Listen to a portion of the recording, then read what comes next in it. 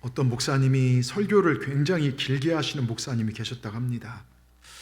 보통 30분, 40분 하는데 이분은 뭐 1시간이 넘게 이렇게 설교를 하셨나 봐요. 설교를 길게 하신 목사님. 근데 설교가 길으니까 또 시작하면 아예 눈을 탁 감는 분들도 많았대요. 어느 주일날, 그날도 여전히 설교가 길었고 사람들이 졸고 있길래 목사님 막 화가 나더래요. 나는 열심히 준비했는데. 그래서 막 화난 목소리, 하나님의 말씀은 진리입니다. 믿습니까? 하니까 갑자기 졸던 집사님이 깜짝 놀라 깨더니요, 정말 목사님 말씀은 진리입니다 그러더래요. 여러분, 진리를 전하는데 설교가 진리게 들리면 안 되겠죠. 예, 정말 여러분, 말씀이 진리고 말씀이 귀에 안 들어온다, 그건 내용이 병들어가고 있다는 증거입니다. 요즘 설교 말씀이 은혜롭게 잘 들립니까? 어떤 말씀이든 아멘 아멘 들려집니까? 그럼 내용이 살아있다는 증거예요. 말씀이 안 들린다? 죽어가는 겁니다. 여러분, 예수 이름 물리치고 정말 말씀이 들려지기를 주의 이름으로 축원합니다. 여러분, 저 오늘 가정의 달을 맞이해서 이제 대부분 초보 부모들이 처음 아기 낳고 나면 이르는 말들이, 내가 애 낳아 길러보니까 부모 마음 알겠다, 그겁니다. 또 한 걸음 더 나가서 신앙의 대비예요. 내가 애 낳아 길러보니까 하나님 마음 이해하게 된다. 내 자식 속썩일 때 내가 하나님 앞에서 얼마나 속썩였던 자녀인가 알게 되고, 자식들이 날 행복하게 해줄 때 하나님 앞에 정말 하나님 날 보고 얼마나 행복해 하실까 깨닫게 됩니다. 자식 문제 때문에 밥도 제대로 못 먹고 이불 쓰고 올 때, 이불 뒤집어 쓰고 올 때 날 보고 하나님이 얼마나 아파하셨을까 느끼게도 됩니다. 여러분, 부모에게 있어서 자식은 참 희한한 존재인 것 같아요. 세상 장사, 경제 논리 가운데 가장 손해보고 가장 손해보는 투자가 자식 투자, 자식 농사인 것 같습니다. 예? 정말로 부모는 자식에게 내가 이만큼 학원비니 무슨 생활비니 이만큼 대줬으니까 이거는 나오겠지, 돌려받겠지 계산하지 아니하고 한없이 시간과 정성과 물질을 쏟아붓는 게 부모의 사랑일 거예요. 기대하고 쏟아붓는 게 아니라 자녀기 때문에요. 여러분, 탈무드에는 내 아들과 놀아줄 줄 없고 성경 가르칠 시간도 없을 만큼 바쁜 것은 아버지의 죄라고 이야기합니다. 여러분, 기업과 경제, 나라가 무너지는 것보다 한 가정이 무너지는 것이 훨씬 나쁘다는 것이죠. 그래서 문제 부모는 있을 때 문제 자녀는 없다는 거예요. 문제가 정말 부모가 믿음으로 잘 양육할 때 자녀는 복되게 살아가게 될 줄 믿습니다. 오늘 정말 오늘 본문은 다윗의 마지막 유언입니다. 여러분, 다윗 같은 인물은 역사에 거의 없습니다. 최고의 정치가였죠. 수많은 시편을 기록한 음악가였고 영성가였고요. 또한 전쟁에 한 번도 피한 적이 없는 뛰어난 장수였죠. 의리가 있고 귀한 인물입니다. 그런데 그런 그가 정말 산전수전 다 겪고 그 인생을 정리해 보니까 무엇이 정말 인생의 축복인지를 깨닫게 되고, 이제 모든 사람이 가는 죽음의 길을, 오늘 말씀에 내가 이제 모든 사람이 가는 죽음의 길을 가기 전에 내 일생의 신앙과 내 인생의 교훈을 통해서 얻은 최고의 엑기스를 유언으로 우리에게 남겨줍니다. 이건 솔로몬에게 주는 유언이지만 오늘 우리에게 주는 유언이에요. 여러분, 정신을 바짝 차리고 잘 들으시길 바랍니다. 이 유언은요, 정말 이렇게 사는 것이 가장 지혜롭고 복된 삶이다 하는 것을 말씀해 주시고 계십니다. 이 솔로몬을 향한 유언은요, 신앙의 모든 후손들에게 하는 유언입니다. 이 유언이 우리의 삶의 길이 되고 우리 또한 자녀들에게 이러한 믿음의 유언을 남겨줄 수 있는 믿음의 부모들이 다 되기를 주님의 이름으로 축복합니다. 그러면서 몇 가지 영적 은혜의 말씀을 나누고자 합니다. 오늘 다윗이 유언한 첫째, 힘써 대장부가 되라. 여러분, 어느 목사님이 오랫동안 교회를 섬기던 목사님 은퇴하고 젊은 목사님이 청빙되어서 새로 모신 교회가 있어요. 근데 목사님이 부임하자마자 뭐 행정 처리할 것도 많고 대신방도 하시고 부임신방도 하시고 막 장례 치르고 막 이러다 보니까 한 달 동안 거의 정신없이 보내서 설교 준비할 시간이 없어서 이 신임 목사님이 할 수 없이 4주 동안 부임 설교를 4번 했대요. 똑같은 설교를 4번 했대요. 그러니까 여기저기서 불만이, 아니 뭐냐고 목사님이 설교 준비도 안 하고 막 터져나옵니다. 장로님들이요 막 따지더니 은퇴 목사님한테 찾아갔어요. 원로 목사님한테 일로 바칩니다. 예? 어떻게 신임 목사님 이럴 수 있냐고. 그래서 장로님들의 이야기를 들은 목사님 물으셨습니다. 아유, 장로님들, 그러면 설교 제목과 설교 내용이 무엇입니까? 이 원로 목사님의 질문 받은 장로님들이 당황해요. 서로 얼굴만 쳐다보지 아무리 생각해봐도 한 달 동안 똑같은 말씀 드렸는데 내용도 뭔지 모르고 제목도 모르겠어요. 예? 한참 기다렸던 목사님께서 아무래도 그 설교를 다음 주에 또 해달라고 부탁해야겠네요 그러더랍니다. 여러분, 정말 중요한 것은요, 어디 새로운 거 없나? 새로운 말씀 또 그게 아니에요. 예? 얼만큼 성경 지식을 아는 게 중요한 게 아니라 들었던 한 말씀을 가지고 내가 어떻게 살아내느냐가 중요합니다. 그게 나중에 하나님 앞에서 인정받는 거예요. 어디 유튜브 보고 어느 목사님 설교 보고 TV 보고 내 안위가 아니라 내 스스로 만족하고 은혜 받았다가 아니라 그 은혜 받은 말씀대로 내가 정말 이웃을 사랑하고 복음을 위해 살고 주와 복음을 위해 살아가고 있느냐, 순종하는 게 훨씬 더 중요하더라 이것입니다. 오늘 말씀 보십시오. 오늘 다윗이 첫 번째 유언, 힘써 대장부가 되라는 것입니다. 우리도 오늘 이 말씀 기억하시고 힘써 대장부가 되시길 주의 이름으로 축원합니다. 우리 옆 사람과 인사하십시다. 힘써 대장부가 되십시다. 여자분들이 에이 난 여자인데 어떻게 여자가 대장부 돼요? 그럼 여자분들한테 여장부가 되십시오 한마디 해주십시오. 예? 자, 여러분, 힘써 대장부가 되라, 이게 무슨 말이냐? 살아계신 하나님이 너와 함께 계시니 어떤 어려움이 있어도 두려움 가운데 살지 말고 용기와 배짱을 가지고 신앙의 담대함 가지고 살아라, 이겁니다. 하나님이 너와 함께 하시니 담대함 가지고 살라는 거예요. 다윗이 일생을 돌아보니까요, 어릴 때 목자가 돼서 양을 치고 있을 때 사자와 곰이 달려들어도 하나님이 함께 하시니까 적과 사자, 곰 아무것도 아닌 생각하고 담대하게 맞으니 사자, 곰을 물리쳤어요. 골리앗 앞에선 다윗의 모습 진짜 대장부의 모습 아닙니까? 남들 무서워서 벌벌 떨고 막 도망가 숨더라도요, 다윗은 어린 다윗이 하나님을 향한 믿음 가지고 저 골리앗이 하나님을 욕하니까 참을 수 없어 담대함으로 나갑니다. 어떻게 합니까? 이스라엘의 원수된 자, 하나님 모욕한 자를 정말 꺾어버립니다. 여러분, 믿음의 담대함이 적을 물리칩니다. 다윗이 담대하니까요, 사자도 이기고 곰도 이기고 골리앗도 이기고 모든 적을 다 이겼어요. 여러분, 믿음의 담대함을 가지길 주의 이름으로 축원합니다. 마귀 앞에서 약해지면 마귀가 공격해요. 그러나 믿음의 담대함, 살아계신 하나님 나와 함께 하신다, 이 믿음 가지면요, 어떤 마귀 권세도 물리치게 될 줄 믿습니다. 여러분, 하나님이 나와 함께 계시면 믿으십니까? 살아계신 하나님이 오늘도 나와 함께 계심을 믿으십니까? 그렇다면 담대하게 생활하시길 바랍니다. 담대하면 어떻게 해야 합니까? 하나님을 향한 절대 신뢰가 있어야 돼요. 하나님이 나와 함께 하신다, 하나님이 살아계신 역사하신다, 살아계신 하나님, 천지를 창조하신 하나님께서 나와 함께 하신다, 이 확실한 믿음이 있어야 될 줄 믿습니다. 다윗은요, 지금 죽기 전 이 믿음 가지라는 거예요. 이게 제일 중요하다는 것입니다.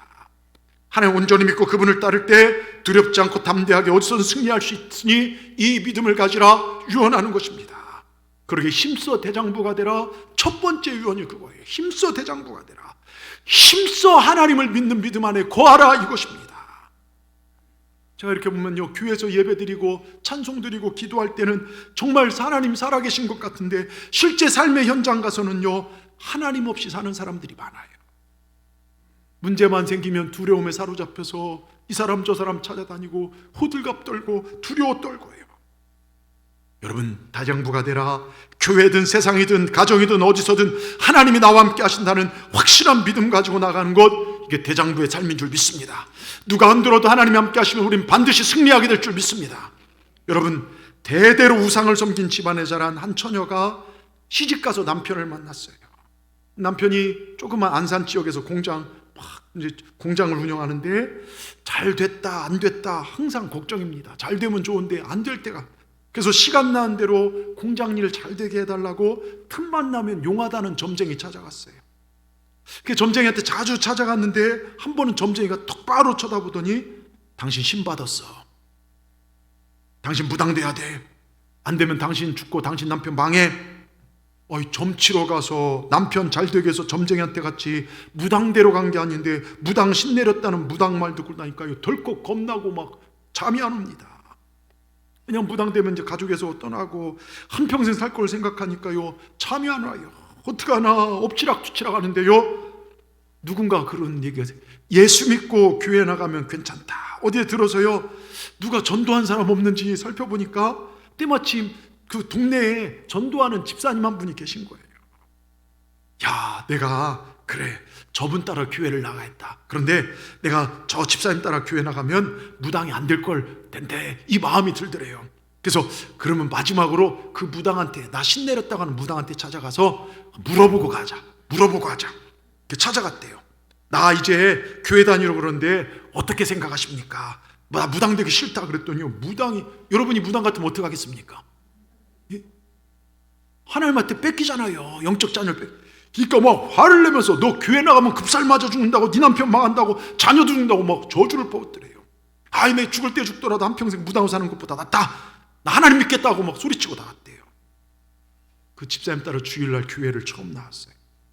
제가 그분 얘기를 직접 들었는데요, 교회 나와 예배한대요, 성령께 그의 마음 만진데 이 십자가가 쭉 오더니 마음을 툭 치더래요. 예? 처음 예배 드린데요, 회개의 영이 부어 눈물이 쏟아지기 시작하고 자기 안에 있는 죄들이 보여지기 시작하는 거예요. 하나님, 내가 불신앙하고 우상 숭배하고 하나님 마음 아프게 했던 것들, 지금까지 잘못한 것들 하나님 앞에 회개합니다. 회개하고 또 회개하고 하나님 앞에 기도하니까요, 급살 맞기는커녕은요 마음이 기쁘고 평안이 넘치는 거예요. 그 전에 점쟁이한테 한번 갔다 오면 찜찜하고 불안하고 두렵고 잠도 제대로 못 자고 꿈도 막 정말 불편했는데 교회 갔다 오니까 그렇게 마음이 평안하고 잠도 정말 숙면을 취했대요. 그런데요, 얼마 뒤 급살 맞는 일이 생겼대요. 남편이 교회 나간 걸 알고요, 그때부터 한 번도 결혼하고 나서 화를 낸 적이 없는 남편이요, 교회 나간다는 소식을 한 핍박하면서 때리기까지 한 거예요. 아이고, 이러다 남편한테 급살 맞아 죽겠다, 큰일 났다, 내가 어떡하지, 이걸 견뎌내야지, 남편 마음속에 이 마귀가 들어가서 그렇구나, 이건 영적인 싸움이구나, 분별력이 생겼어요. 교회 올라와서 하나님, 내가 죽든지 살든지 결판 내겠습니다, 기도하겠습니다. 매일 아침마다 금식기도 하고요, 새벽 기도를 1년 동안 안 빠졌어요. 우리 가정을 구원해 주십시오. 우리 직장도 하나님, 공장도 잘 되게 하시고 하나님 살아계신 표적을 나타나게 하시고 마귀와 싸워 이기게 하여 주시옵소서. 여러분, 핍박이 심할수록 더 열심히 기도했어요. 포기하지 않고 더 열심히 1년 기도하니까요, 강팍했던 남편이 계속 부드러워지더래요. 1년 만에 부인 따라서 교회 나오게 되고 남편 구원받고 온 가족이 다 구원받았대요. 할렐루야. 근데 이것뿐만이 아니래요. 담대하게, 신앙의 담대함 가지고 하나님 살아계신 걸 믿고 나가니까요, 하나님이 그 사업장에 축복을 주는데 그 당시 안산의 공장들이 많이 문 닫았어요. 교회 나오기 전에요, 한 달 수입이 200만 원도 채 안 됐는데요, 1년 후에 하나님 앞에 충성봉사 기도하니까요, 축복받고 잘 돼서 몇 천만 원 수익이 생기는 거예요. 예, 한 달에요. 남 돈 번다니까 뭐 아멘도 제대로 안 하시는데요, 전도도요 그해 100명을 했어요. 안 믿는 사람이 오면요, 주위에 다 안 믿는 사람들이에요. 100명을 전도한 거예요. 그분이 그예요. 하나님 앞에 나는 승리했습니다. 점쟁이는 나에게 급살 맞아 죽는다고 했지만 나는 이렇게 승리했습니다 하는 걸 들었어요. 여러분, 믿음 가지시기 바랍니다. 하나님이 시퍼렇게 살아서 우리를 바라보고 계십니다. 내가 믿음으로 사는지 두려움 가운데 사는지 담대하게 사는지, 여러분, 우리가 담대함으로 살아 하나님이 형통케 하시는 놀라운 은혜를 체험하고 살아나가시는 우리 모두가 되기를 주님의 이름으로 축복합니다. 두 번째, 하나님 말씀을 지키라, 그리하면 형통하리라. 오늘 3절에 보면요, 다윗이 엑기스로 고백하는 게 그거예요. 같이 읽겠습니다. 내 하나님 여호와의 명령을 지켜 그 길로 행하여 그 법률과 계명과 율례와 증거를 모세의 율법에 기록된 대로 지키라. 그러면 네가 무엇을 하든지 어디로 가든지 형통할 거리라. 무슨 얘기입니까? 성경 말씀에 순종하면 무엇을 하든지 어디를 가든지 하나님께서 형통케 하리라. 다윗이 일생을 살았어요. 가정생활도 하고 개인생활도 하고 국가도 다스려보고 전쟁도 수도 없이 해봤습니다. 근데 내 생각으로 했을 때는 비참한 현장을 만나게 하고 후회하고 낭패를 당하게 되고 말년에 전염병으로 수많은 사람이 죽임을 당하게 됐습니다. 회개하고 하나님 말씀에 순종했을 때 무엇을 해도 형통했고 어디에 가도 승리했어요. 여러분, 믿음 좋은 분들의 마지막 인생의 고백들도 다윗과 똑같아요. 내 인생 살아보니 내 방법대로 자녀 키우고 이렇게 봐도 안 되는데 내가 하나님을 잘 섬기고 말씀대로 살아니 그때부터 평안이 왔어요. 똑같은 얘기입니다. 여러분, 정말로 여러분, 그래서요 다윗이 솔로몬에게, 솔로몬아, 이 아비의 말, 마지막 말 잘 들어라. 모세의 율법에 기록된 말씀대로, 성경 말씀대로, 계명대로, 증거대로 살아라. 그러면 네가 어디를 가든 무엇을 하든 형통케 되리라. 여러분, 하나님 말씀대로 사는 것이 하나님의 백성인 줄 믿습니다. 여러분, 출애굽기 19장 5절 보세요. 이스라엘 백성 출애굽시키면서 시내산에서 하나님께서 이스라엘 백성에 말씀하는 거예요. 우리 같이 한번 큰 소리를 읽겠습니다. 세계가 다 내게 속하였나니 너희가 내 말을 잘 듣고 내 언약을 지키면 너희는 모든 민족 중에서 내 소유가 되겠고. 여러분, 세계 만방이 하나님 것입니다. 우리는 하나님과 언약 백성이에요. 하나님께서 여기 보면요, 내 언약을 지키면 내가 소유가 된다. 하나님께서 내가 너를 책임지겠다는 얘기예요. 특별히 여기 내 소유라는 말, 제가 새벽마다 말씀드렸지만요, 소속을 하나님 소속이다 이게 아니에요. 이건 히브리어로 세굴라라는 말인데요, 특별한 보물로 여긴다는 뜻입니다. 하나님께서 나를 보물처럼 여긴다는 거예요. 가장 소중한 존재로 여긴다는 것입니다. 여기에서 이스라엘의 선민 사상이 나와요. 암세굴라라고 해요. 특별한 정말 존재로 여긴다. 보물 같은 백성, 선민이라는 개념이 여기 나옵니다. 하나님께서 특별한 존재로 여긴다는 거예요. 하나님이 바라보기만 해도 기뻐하는 그런 존재. 여러분, 이스라엘 보세요. 작은 나라예요. 강원도보다도 작아요. 그 당시 보면 우리나라 강원도보다 조금 그만해요. 그리고요, 불평도 많이 하고 뭔 말해도 잘 안 듣고요. 예? 그런데 하나님 그들을 특별하게 여기시고 보물같이 여기셨어요. 이게 택함의 은혜라는 것입니다. 우리 자녀들, 학생들, 자, 고개 들고 잘 들으세요. 이 말씀 놓치지 마시고 우리 부모들도 잘 들으십시오. 여러분, 한 명 한 명은요, 하나님의 특별한 존재입니다. 믿으십니까? 우리 옆분들 바라보면 당신은 하나님의 특별한 존재입니다. 여러분, 예수님께서 십자가에서 물과 피를 쏟으시고 대신 죽으시고 구원받은 존재가 저와 여러분이에요. 여러분, 믿으십니까? 우린 그런 특별한 존재들이에요. 우린 막 살아도 되고 세상과 비교해서 좌절하고 낙심할 존재들이 아닙니다. 우린 하나님의 특별한 보물이라는 사실을 기억하시길 주의 이름으로 축원합니다. 내가 비록 우리 자녀들에게 해줄 것 별로 없다 할지라도 우리 자녀들을 특별한 존재로 삼으신 하나님께 감사드리고 대하시고 감사하고 나가시면 하나님이 영통케 하실 줄 믿습니다. 여러분, 스스로 비하하지 마십시오. 하나님이 내 소유라고 말씀하십니다. 나를 특별한 보물이라고 말씀하십니다. 내 존재는, 신앙은 여기서부터 출발하는 거예요. 우리는 하나님께 특별하게 택한 존재이기에 여러분, 말씀에 순종할 때 무엇을 하든 어디를 가든 형통케 하실 줄 믿습니다. 여러분, 인류 역사상요, 하나님의 큰 복을 받아서 역사에 가장 큰 흔적들을 남긴 많은 가문들이 있어요. 가문들. 그 중에 한 가문이 록펠러 가문이에요. 세계적인 기독교 대학을, 수많은 자선단체, 역사를 움직인 교회를 수천 개를 세운 정말 가문이 록펠러예요. 록펠러 가문. 사실 록펠러는 찢어지게 가난한 집안에서 제대로 유산 하나 제대로 받지 못하고 제대로 공부도 제대로 못했던 사람이에요. 근데 그 어머니가 신앙의 유산을 남겼고 어느 날 기자들이 찾아와서 정말로 당신이 이렇게 부자가 될 수 있던, 세계 최고의 부자가 될 수 있던 배경이 무엇입니까? 네, 어머니가 남긴 신앙의 유산입니다. 10가지를 말하는데요, 그것이 록펠러 가문의 자녀교육 방법이 됐어요. 록펠러 이 10가지를 그 어머니가 성경을 통해 남긴 유산이에요. 유언이요. 그 10가지를 구분해 보니까요, 한마디로 뭐냐? 하나님 앞에서 구별된 특별한 존재란 걸, 그 의식을 가지고 살라는 거예요. 먼저는 보면요, 하나님의 나를 구별하여 살도록 했어요. 무슨 일이 있어도 주의를 성소, 네가 구별된 존재이듯이 구별된 날이 있다는 것입니다. 그래서 이 가문의 모든 가족들이 주일을 성별하여 예배를 드려요. 얼마나 바쁘겠습니까? 그런데도 제일 먼저 1시간 전에 주일을 와서 식구들이 제일 앞자리에 앉아요. 예? 앞자리에 앉아서 내가 하나님 말씀을 사모합니다. 끝나고요, 시간에 쫓겨서 아유, 오늘 왜 이렇게 예배가 길어? 아이, 결혼식장 가는데 지금 점심시간, 이게 아니라 그 뒤에 시간을 다 캔슬시켜요. 예배에만 집중해요. 여러분, 우리의 창조 목적, 이거를 어머니가 유산 남기고, 두 번째가 하나님의 사람들을 구별하여 가까이 사귀었어요. 세상 사람들, 타락한 사람들이 아니라 하나님의 사람들요, 주의 종들을 얼마나 잘 섬겼는지 몰라요. 하나님 쓴 사람들 구별하여 가까이서 교제했고요.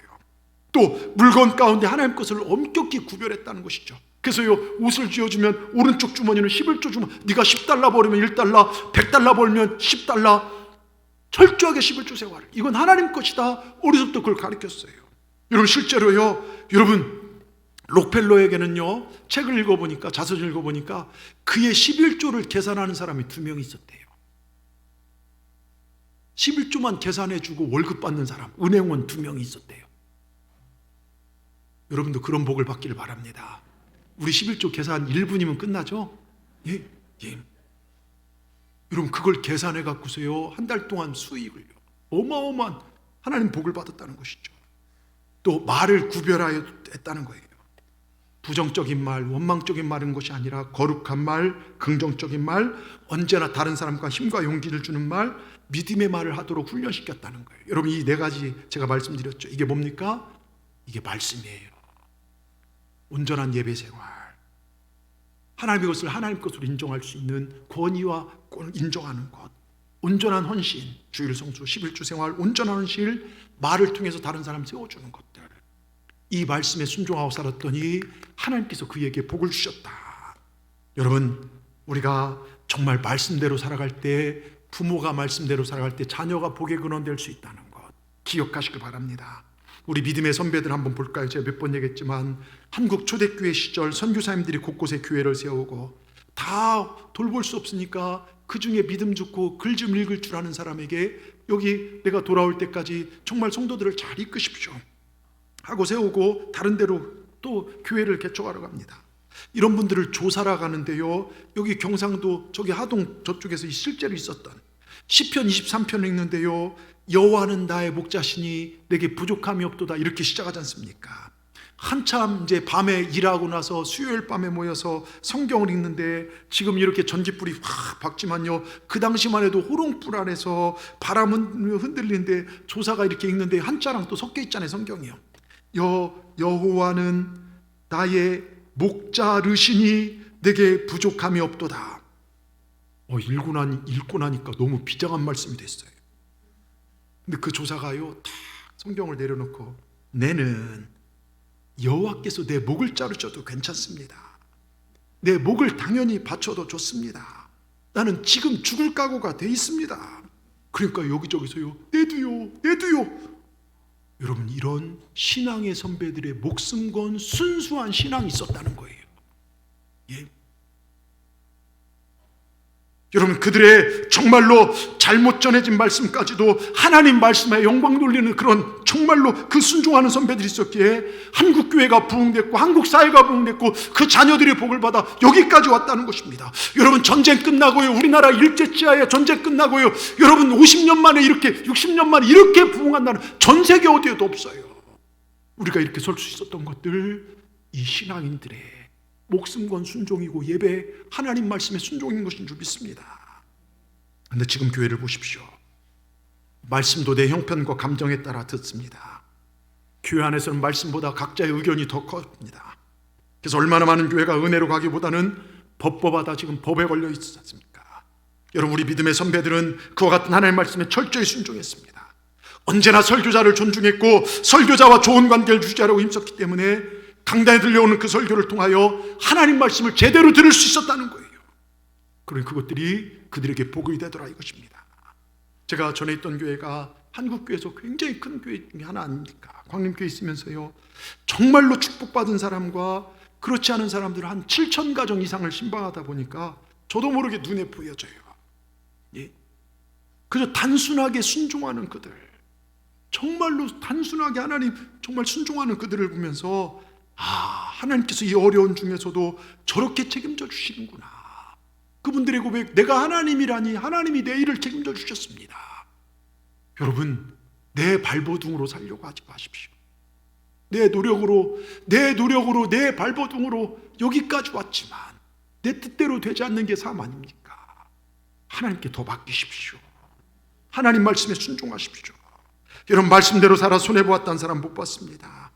혹시 그런 사람 있으면 가르쳐 주시길 바랍니다. 말씀대로 사는 척했죠.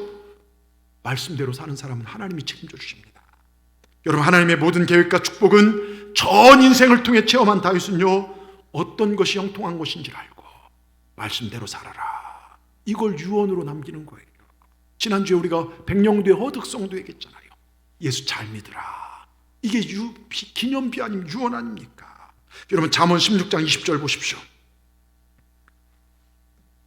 잠언 16장 20절 같이 한번 큰 소리 읽겠습니다. 시작. 삼가 말씀에 주의하는 자가 좋은 것을 얻나니. 여러분 어떻게 합니까? 말씀에 주의하고 집중해서 듣는 자, 말씀에 순종한 자가 좋은 것을 얻나니 여호와를 의지한 자가 복이 있으리라.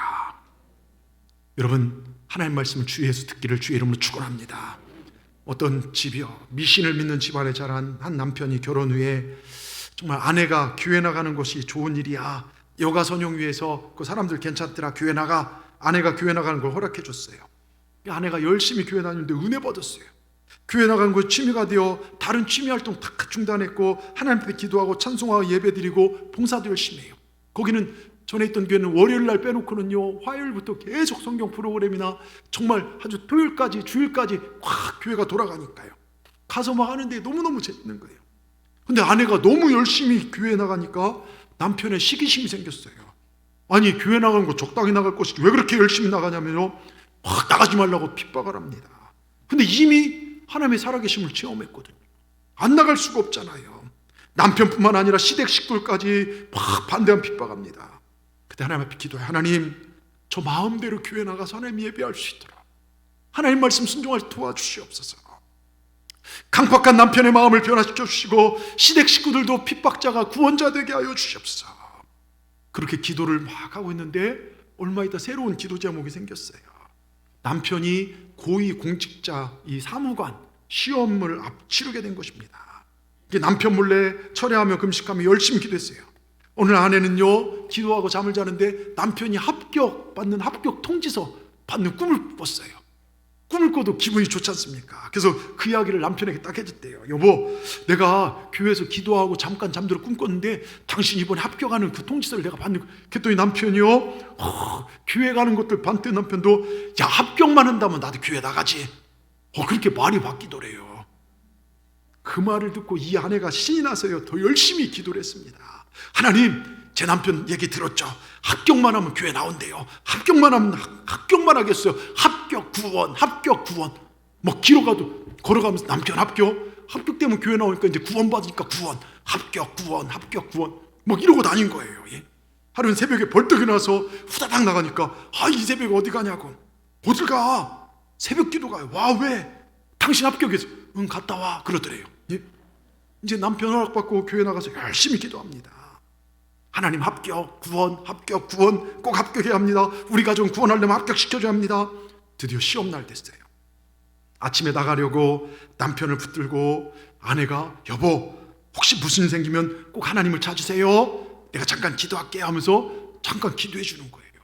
알았다고, 시간 없다고, 빨리 가야니까 대수롭지 않게 그냥 알았다고 대답하고 집을 나와요. 시험 시간 되어서 답안지를 작성하는데요, 갑자기 배가 아파 정신을 못 차리는 거예요. 엄청난 복통이 막 배를 짓누르기 시작합니다. 그때 마침 아내가 한 말이 생각이 났어요. 시험은 이미 시작됐는데 배 아프다고 화장실 갔다 오면 그거 다시 못 들어와요. 예? 정말 뭐 아찔아찔합니다. 그때 난생 처음 기도를 한 거예요. 당신 무슨 일 생기면 하나님 찾아. 이게 싹 생각나요. 그래서 기도를 했대요. 내 아내가 믿는 하나님 아버지, 살아계시면 제발 저를 좀 살려주세요. 놀랍게도요, 배 아픈 게 싹 멈추더래요. 그리고 시험을 집중해서 봤는데요, 나중에 합격 통지서가 와서 보니까 합격이라고 써있는 거 동시에 전국에 3등 했대요. 3등. 와, 내 얘기 아니라고. 3등을 해본 적이 없으시니까 아멘도 안 하시네요.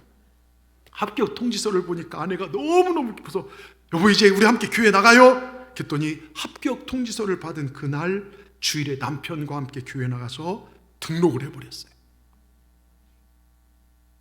여러분, 그 시댁도 구원받고요.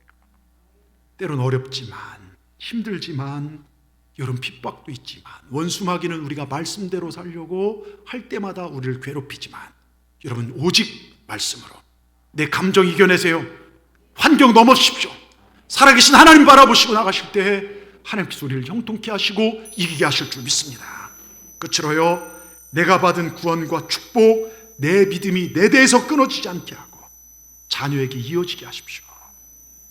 오늘 4절에 보면 여호와께서 내 일에 대하여 말씀하시기를 만일 내 자손들이 그들의 길을 삼가 마음을 다하고 성품을 다하여 진실이 내 앞에서 행하면 이스라엘 왕이 오를 사람 내게 끊어지지 아니라 하신 말씀을 확실히 이루게 하시리라. 여러분, 하나님께서 다윗에게 마지막으로 준 게 뭐냐면 네 자녀들이 말씀을 제대로 듣고 순종하면 대대로 내가 복을 주겠다, 왕위에서 끊어지지 않겠다, 내가 책임져 주겠다. 하나님 말씀을 부모가 자녀에게 전하는 거예요. 여러분, 우리 부모들 자녀에게 하나님 말씀 증거해야 될 줄 믿습니다.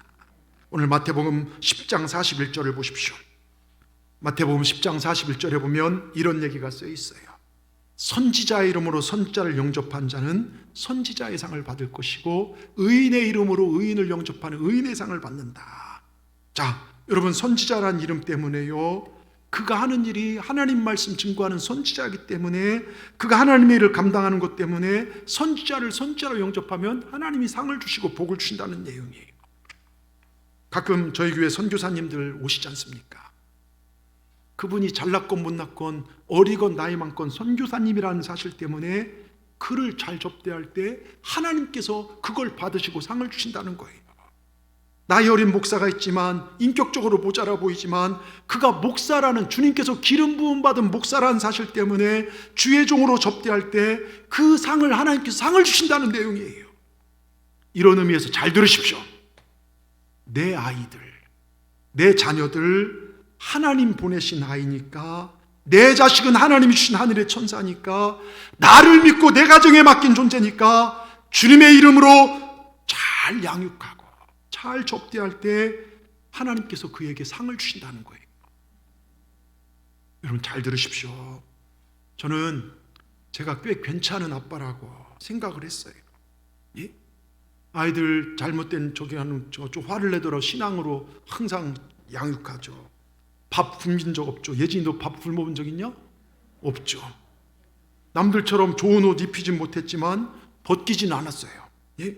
학교 잘 보내줬죠. 학원 보내주지요. 정말로 잠 재워주죠. 핸드폰도요, 저보다 훨씬 좋은 거 사주지요. 요금도 내주지요. 적당한 용돈도 필요하면 주죠. 보십시오, 얼마나 저 같은 괜찮은 아빠가 어디 있습니까? 예? 근데 어느 날 기도하는 가운데요, 어제 밤에도 그런 생각도 들고, 내가 애들에게 해주는 것은 사실 별거 아니다는 걸 깨닫게 하더라고요. 그건 별로 하찮은 것에 불과하고 그들이 내게 주는 것은 엄청나게 값어치 있는 것들을 느끼게 해주더라고요. 내 피곤한 삶에 활력을 공급해 주더라고요. 밤에 또 새벽기도 끝나고 자고 있는 아이들 가서 머리를 쓰다듬으면서 기도해 줄 때 얘들 때문에 내가 더 힘이 나고, 때로 힘들고 지쳐 있을 때 그들을 보면서 새 힘을 얻게 되고요. 아무렇게나 말하고 아무렇게나 행동하고 싶을 때도 때론 자녀들 때문에 내 스스로를 다듬고 영성의 옷깃을 여밌을 때가 있다는 것이죠. 수고한 보람과 희망이 사실은 부모에게, 그 수고한 보람과 희망이 자녀에게 있더라 이것입니다. 땀 흘리는 위로가 우리 자녀들에게 있다는 것이죠. 그들을 보면서 나를 반성하면서 나를 다듬어갈 때가 많아요. 여러분, 얼마나 아름다운 축복입니까? 우리 자녀들이 나의 축복이고 천사였어요. 험악한 세상을 살아갈 때 내가 쓰러지지 않도록, 넘어지지 않도록, 지치지 않도록 천사를 보내줬는데 바로 그들이 내 자식이라는 것이죠. 여러분, 그렇지 않습니까? 우리 부모들 이거 듣기, 자식 때문에 내가 함부로 살자, 자식 때문에 더 기도하게 돼요. 자식 때문에요. 여러분, 그래서 그들을 하늘의 존재로, 하늘의 선물로, 예수님의 이름으로 예수님처럼 잘 대접하면 여러분 정말로 그게 복이 되더라 이것입니다. 내가 낳았으니까 내 마음대로 가르쳐야지, 그게 아니에요. 하나님의 자녀로 여기고 살라는 것입니다. 그런데요, 자식 키우다 보면 내 자식이 옆집 애들보다 공부 못하고 실력 떨어지고 정말 그럴 때 그걸 받아들이다는 게 이게 쉽지가 않아요. 그렇죠? 서미경 원사님, 그렇죠? 예, 저도 그렇고 그것 때문에 막 속상하기도 하고, 남의 집 아이들은 건강한데 우리 집 애들은 왜 이렇게 자주 아픈지, 그 아픈 애들을 사랑한다는 것이 쉽지도 않고요. 원치 않았는데 그 이쁘게 자란 놈이 문제아가 되어버렸어요. 속을 엄청 썩입니다. 그런 자식 때문에 헝클어진 머리채 부둥켜 안고 울어야 하는 순간들도 있지 않습니까? 근데 하나님께서 그들을 영접하라고 말씀하십니다. 있는 그대로 그들을 기도하고 축복하라고 말씀하십니다. 부모의 걱정대로 되는 것이 아니라 하나님의 축복대로, 부모의 축복대로 자녀가 된다는 걸 믿으시길 주의 이름으로 축원합니다. 내 방법이 아닌 하나님 말씀으로 양육하면 하나님께서 책임지시겠다. 너희가 성실하게 하나님을 잘 섬기면 대대로 내가 정말 그 믿음을 이어지게 하겠다. 여러분, 세상 방법으로 키우면요, 세상 망할 때 같이 망합니다. 그런데 하나님 방법으로 하나님께 맡기면 하나님께서 복되게 하신다는 거예요. 요즘 부모님들 참 믿음이 좋은 것 같은데요, 자녀들이 교회 신앙생활 안 하는 경우가 굉장히 많이 있습니다. 여러 가지 이유가 있지만 그 중에 하나가 세상 교육이 예배를 압도해 버렸어요. 시험 기간 되고 무슨 학원 이것 때문에 예배 생활 멀어져요. 또 하나, 내 부모의 생활을 보니 아유, 저렇게 신앙생활 할 거면 안 다니고 말지. 틈만 나면 싸우고요, 집에 오면 예배 드리고 와서 불평원망하는 그런 모습 보면서 하나님 믿는 사람이 별거 아니구나. 다윗은 오늘 솔로몬에게 유언합니다. 네가 먼저 철저하게 말씀에 순종하고 전심을 다하여 진실로 하나님을 섬겨라. 그럴 때 하나님께서 너의 길을 여실 것이다. 마지막 순간에 최고의 축복의 말을 자녀에게 해주는 거예요. 여러분, 이것이 여러분의 유언 되시길 바랍니다. 여러분과 저의 축복이 우리 대에서 끊어져서는 안 될 줄로 믿습니다. 내가 받은 은혜, 내가 받은 축복, 내 믿음이 대를 이어야 한다는 것입니다. 그러기 위해서 내 자신의 관리도 잘해야 되지만 무엇보다 우리 자녀들을 잘 살펴서 믿음의 길로 올바로 걸어갈 수 있도록 기도하고 인도해야 될 줄 믿습니다. 꽤 오래전에요, 미국의 한 잡지에 내 아들 나의 원수, 내 아들 나의 원수라는 그 슬픈 기사가 쓰여진 적이 있어요. 그 내용인즉 그 기사를 쓰신 분이 퇴근해서 집에 들어와서 보니 마약에 중독된 아들이 어머니 죽이겠다고 칼을 휘두르는 것을 눈으로 보게 돼요. 그분이 너 뭐 하는 짓이야? 당장 칼 내려놓지 못해? 그랬더니 이 아들은 아버지도 죽이려고요, 칼을 들고 달려듭니다. 마약에 중독되어서 눈이 뒤집힌 아들이요, 어머니와 아버지를 죽이려고 하니까요, 부부가 함께 지하실로 도망갔어요. 지하실 문을 닫자마자 뒤쫓아온 아들이 발로 차고 칼로 문을 찍어버립니다. 계속해서 나오라고, 죽인다고 나오라고 소리칩니다. 그렇게 이쁘게 자라고 그렇게 예뻤던 내 아들, 아버지와 어머니가 아들의 칼에 죽게 되게 생겼어요. 아버지는 할 수 없이 권총을 빼받들었습니다. 칼을 버리지 않으면 어쩔 수 없다. 칼을 내려놔라. 아들은 끝까지 칼을 버리지 않고 문을 찍습니다. 아버지가 방아쇠를 당겨 아들을 죽였죠. 잡혀가 재판을 받았는데 무죄로 석방이 되었습니다. 그때 그 아버지가 쓴 글이 나의 아들 나의 원수. 이건 싫어합니다. 여러분, 이거 저 미국에 있는 먼 이야기, 남 이야기로 만들어서는 안 됩니다. 우리 자녀들도요, 그냥 두면요, 우리 원수가 될 수 있어요. 지금 시대를 보십시오. 애들요, 저희 때는 없었는데 스마트폰에 사로잡혀서 게임, 무수히 재밌는 것들이, 자극하는 것들이, 여러분, 그 착하디 착한 애들이요, PC방 게임에 중독돼 갖고서 예배 멀어지고요, 사람 죽이는 게임에 사로잡혀 사람을 다치게 하고, 마약과 중독될 것들이 이 시대에 얼마나 많은, 공중권세 잡은 사단의 문화를 보십시오. 예수 생명의 문화는 무너져가고 있고요, 지금 죽음의 문화들이 이 땅을 다스리고 있지 않습니까? 여러분, 우리가 신앙으로 잘 길러놓은 자녀는요, 나의 자랑, 나의 기쁨, 하나님의 영광이 된다는 걸 기억하시고 지금부터라도요, 기도해야 돼요. 눈물 뿌려 기도하고 내가 바른 신앙을 하나님 앞에 했을 때 언젠가 하나님 만지실 줄 믿습니다. 여러분, 하나님께 맡기시길 주의 이름으로 축원합니다. 우리가 노벨 문학상 수상자 펄벅 여사 아실 거예요. 그 작품 가운데 어머니의 초상이라고 하는 작품이 하나 있는데요, 거기서 이 어머니에 대한 얘기를 얘기합니다. 이 펄벅 여사의 어머니는 22살에 일찍 결혼하고 남편이 선교사였어요. 선교사님을 따라서 전혀 알지 못하는 대륙, 그 당시 처음 열려진 중국으로 건너갑니다. 그 당시 미국과의 교통이 두절되어지고 아무런 연락도 되지 않은 채 굶주림과 많은 생명의 위험 속에서 남편은 선교 활동을 계속합니다. 근데 참 아기도 많이 낳아서 거기서 7명의 아기를 낳습니다. 7 아들이 태어나는데 4 아들이 어머니의 품에 안겨서 죽어요. 선교지에서요. 그리고 3 아들을 키워가는데 그걸 옆에 지켜보는 펄벅이요, 어릴 때 보았던 그 어머니 얼굴을 떠올리면 펄벅이 그런 얘기를 합니다. 나는 내 어머니의 얼굴 속에서 고통스러운 모습을, 우울한 어머니의 노래를, 어머니가 꾸며준 우리 방에는 어두운 그림들을 본 적이 없다.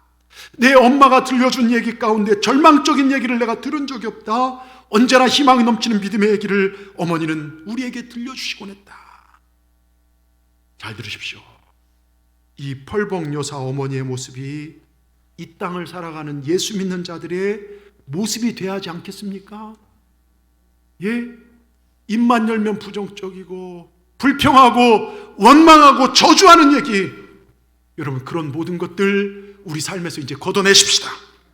여러분 입술에서 부정적인 말, 원망과 불평의 말을 걷어내시고, 여러분 가정에서 어두운 그림들을 다 걷어치우십시오. 여러분 자녀들에게 들려준 얘기들 가운데 절망의 얘기, 근심의 얘기를 다 멈추시길 바랍니다. 하나님이 함께 하시면 너는 특별한 존재다, 희망의 얘기를 선포하시길 바랍니다.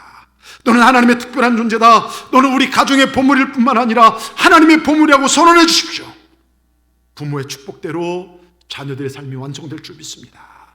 더 나아가서요, 모든 사람이 절망할 때 우리 예수 믿는 사람은 소망을 선포하는 겁니다.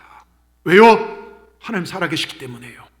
하나님 살아계십니다. 세상 모든 사람들이 울고 있을 때 우리는 환한 웃음을 선물할 수 있고, 캄캄한 인생의 밤을 헤매는 사람들에게 말씀의 등불을 밝혀줄 수 있습니다. 여기 길이 있다, 예수가 길이다, 예수님이 생명이다, 주님 앞으로 돌아오면 너는 희망이 있다, 말씀 들으면 살아날 수 있다, 당신의 가정이 살아날 수 있다, 당신 인생이 살아날 수 있다. 여러분 선포하는 사람이 믿음의 사람인 줄 믿습니다. 우리가 이렇게 사십시다. 지금 어디를 둘러봐도요, 절망의 소식이 넘쳐난 이때, 어둠이 발겁을 덮어버린 이 시대에 우리가 세상에 빛을 보여주는 삶을 살아가시길 주의 이름으로 축원합니다.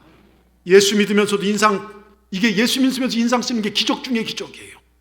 그런 기적의 주인공 되지 마시고 사람들에게 소망을 주시고, 정말로 세상에 소망을 밝혀 비추는 저와 여러분, 동산의 모든 가정, 우리 후손 대대로 이어진 축복이 여러분 가운데 이어지기를 주의 이름으로 축원합니다. 축원합니다. 기도하십시다. 하나님 감사합니다. 5월을 허락하신 하나님, 다윗의 유언을 보면서 믿음의 사람들이 어떻게 살아야 하며 어떻게 자녀에게 말씀을 전하며 어떻게 행동해야 하는지 귀한 말씀 주시니 감사합니다. 그냥 한 주 예배 드렸네가 아니라 들려진 말씀 붙잡고 승리하는 우리 모두가 되게 하여 주시옵소서. 여기까지 인도하신 에베네셀 하나님, 나를 구원하신 그 구원과 축복, 내가 가진 이 믿음이 내 대에서 끊어지지 않게 하시고 우리 자녀들에게 대를 이어가게 하여 주시옵소서. 하나님 말씀대로 살아가게 하여 주시되 담대한 신앙생활하게 하여 주시옵소서. 오직 말씀에 순종하는 나와 내 가정이 되게 하시사 하나님의 형통케 하시는 복이 흘러가는 우리의 가정, 우리 가문 되게 하여 주시옵소서. 예수님의 이름으로 감사하며 기도드리옵나이다. 아멘. 우리 시간 찬송가 569장 부르시면서 준비하신 예물 주님 앞에 감사의 마음으로 드리도록 하겠습니다.